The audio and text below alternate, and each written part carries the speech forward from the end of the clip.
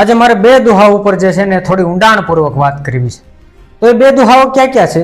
તો પહેલો દુહો એમ છે કે રણ ગયા ને રોય રોને રણ છાંડી ગયા, રણ ગયા ને રોય રોને રણ છાંડી ગયા, પછી એ તો મુએ જ મંગળ હોય જોને રણ મચિયા રાખાઈશ ના. અને બીજો દુહો એમ છે કે ઓ ઉડે ગરજાન જેને ગોકી રે ગજબ થયો, હવે હૈડા હાલ મેરાન રણ જોવા રાખાઈશ ના.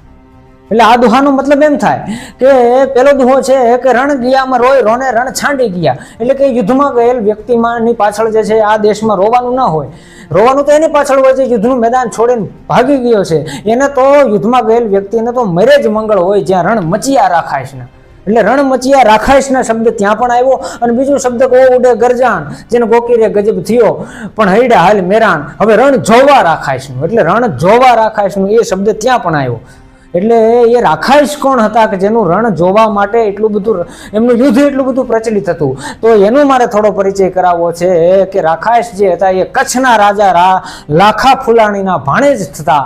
અને એ યુદ્ધ કળામાં એટલા બધા નિપુણ હતા, એ પટાબાજીમાં તલવારબાજીમાં એટલા બધા નિપુણ હતા કે એમનું જ્યારે રણસંગ્રામ હોય ત્યારે એ રણસંગ્રામમાં ગીધડાઓના અવાજ બદલી જતા અને દેવતાઓને પણ કદાચ જે છે એનું યુદ્ધ જોવા માટે રોકાઈ જવું પડતું. એટલે હૈડા હાલ મેરાણ રણ જોવા રાખાય અને મુએ જ મંગળ હોય રણ મચિયા રાખાય છે. ધન્યવાદ. રામ રામ.